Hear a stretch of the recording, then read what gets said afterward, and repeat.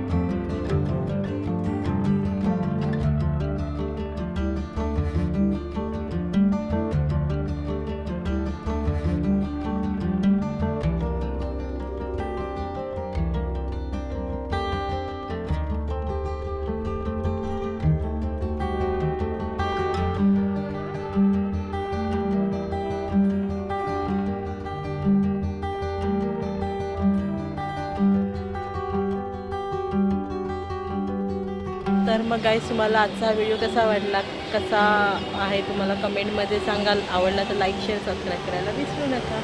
आता आम्ही चाललो आहे गेटवेला, तिकडचा पण काही व्हिडिओ करेन, तो वेगळा ब्लॉग असेल, नक्कीच बघा. जर कोण नवीन असेल तर त्यांनी सबस्क्राईब करायला विसरू नका.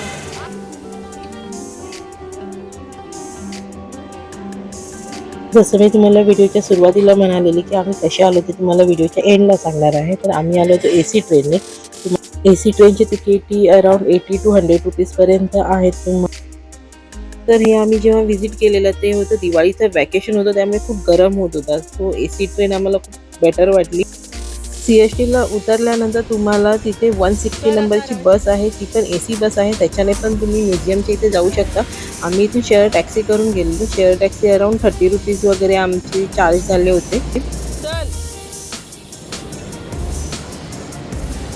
तर मग आजचा हा व्हिडिओ तुम्हाला कसा वाटला, आवडला तर नक्कीच लाईक शेअर आणि सबस्क्राईब करायला विसरू नका. आणि मी इथे एक डबल डेकर बसची पण आम्ही इथे टूर केलेली, त्याची मी लिंक डिस्क्रिप्शनमध्ये देते, ती नक्की तुम्ही व्हिजिट करा.